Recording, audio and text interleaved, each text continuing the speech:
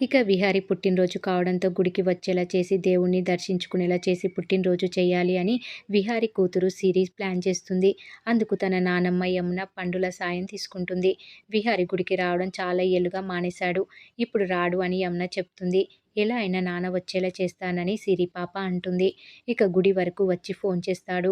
అప్పుడు ఎలా అని పండు అనడంతో సిరి పాప, నానమ్మ, పండు ఇద్దరు ఫోన్లు తీసుకొని స్విచ్ ఆఫ్ చేసి తన హ్యాండ్ బ్యాగ్లో వేసేస్తుంది. ఫోన్లు లిఫ్ట్ చేయకపోతే విహారీ గారు అరుస్తారు అని పండు అంటే, ఏం కాదు నేను చూసుకుంటా అని సిరి అంటుంది. ఇక సిరి వాళ్ళ దగ్గరికి సహస్ర, పద్మాక్షి వస్తారు. సహస్ర కిట్టిపాటికి వెళ్తాను అని అంటే సిరి ఆపి, ఈరోజు నాన్న పుట్టినరోజు అని మర్చిపోయావా అమ్మ అని అంటుంది.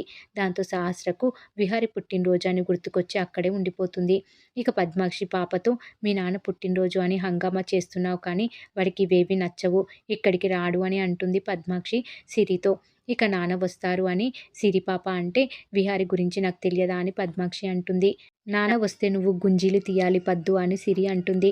మీ అందరినీ మంచిగా వరుసలు పెట్టి పిలిచి నన్ను మాత్రం పద్దు అని అంటుంది చూడు అని పద్మాక్షి పాప మీద కేకలేస్తుంది. చిన్నపిల్ల కదా వదిలే అమ్మా అని సహస్ర అంటుంది. పద్మాక్షి మనసులో, నిన్ను నా కూతురిగానే చూస్తున్నానే, ఇదంతా నా కూతురు సంతోషం కోసమే. చిన్న సంతోషం ఏంటి అంటే విహారీ నిన్ను పట్టించుకోవడం లేదు, అలాంటి వాడు గుడికి ఎందుకు వస్తాడు అని పద్మాక్షి మనసులో అనుకుంటూ ఉంటుంది.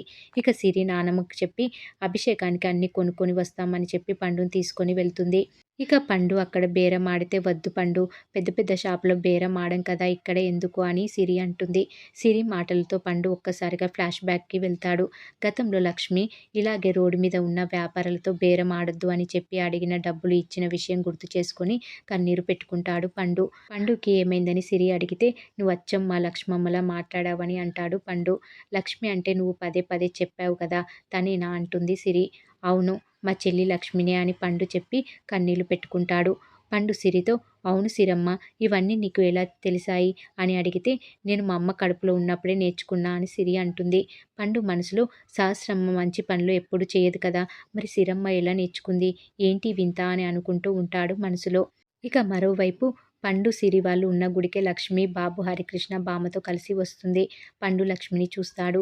ఏమైంది పండు అని సిరి అడిగితే, లక్ష్మమ్మ కనిపించింది అని అంటాడు. కనిపించిన మనిషి ఎలా మాయమవుతుంది పండు, ఇందాక లక్ష్మమ్మని తలుచుకోవడం వల్ల అలా అనుకున్నావని సిరి పండుతో అంటుంది. ఇక మరోవైపు సుభాష్ హరికృష్ణ ఎంటర్ప్రైజెస్ కంపెనీలో కొంతమంది ఉద్యోగులను కలుస్తాడు. అందరికి 20 లక్షలు ఇచ్చి, ఇదంతా మీకు అడ్వాన్స్, మీరు ఈ కంపెనీలో మళ్ళీ జాయిన్ అవుతున్నారు కదా, అక్కడ మీరు సరిగ్గా పని చేయకూడదు, విహారికి నష్టాలు రావాలి, అప్పుడు మీకు ఇంకా ఎక్కువ డబ్బులు ఇస్తా అని డబ్బు తీసుకోమని అంటాడు.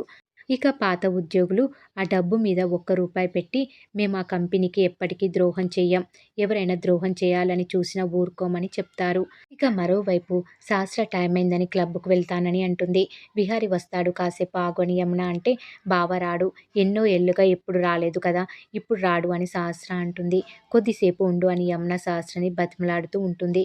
ఇక లక్ష్మి, బాబు, బామ్మ గుడికి వస్తారు. బామ్మ లోపలికి రాలేను అని గుడి బయటే ఉండిపోతే హరికృష్ణ తోడుగా ఉంటాడు.